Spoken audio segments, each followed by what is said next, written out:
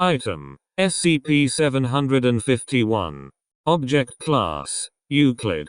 Special Containment Procedures: SCP-751 is to be kept in a hermetically sealed container with a volume of 1 cubic meter. The container must be maintained at high humidity, and nutrients detailed in Document 751-A are to be injected into the container on a daily basis. If a containment breach occurs, all on-site personnel are to be awakened and the sprinkler system filled with a high-concentration saline solution and activated. Once SCP-751's body is located, it is to be disposed of according to standard Euclid disposal procedure. Description: SCP-751 is an amorphous parasite that feeds off of the organs of humans and other mammals. It weighs approximately 2 kilograms before infesting a host, and can weigh as little as 25% of this after reproduction. The majority of SCP-751's mass consists of an unknown substance with a gelatin-like consistency, with red veins running through it.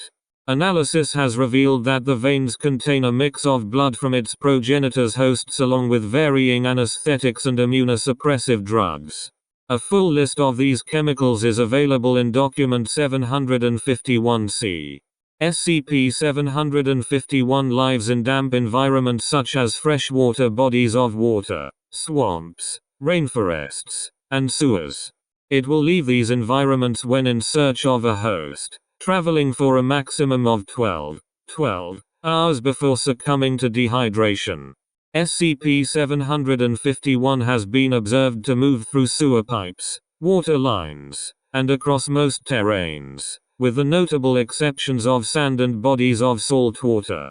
It is theorized that SCP-751 hunts potential hosts by detecting carbon dioxide, CO2, and octanol, although this is unconfirmed as of date.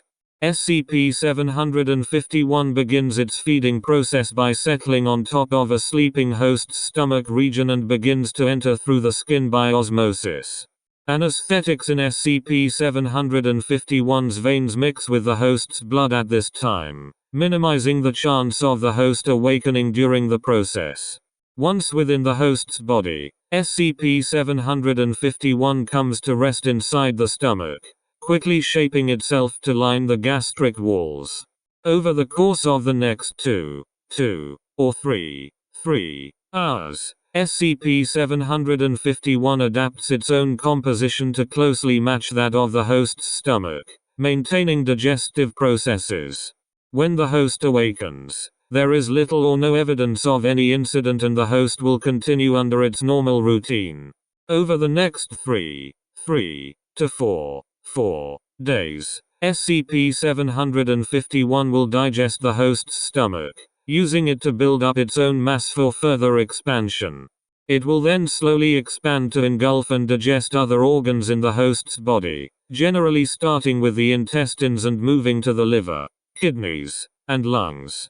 SCP-751 will adapt itself to mimic each of these organs in turn, maintaining all of the host's bodily functions and releasing immunosuppressant chemicals to prevent rejection by the host. The entire process takes approximately 1 month in a human host, and longer in larger hosts. After its feeding period, SCP-751 reverts back to its original composition in a matter of minutes. This process lowers SCP-751's density considerably, causing it to swell to a size that the host's body cannot contain. The host's skin will stretch and then burst, releasing SCP-751.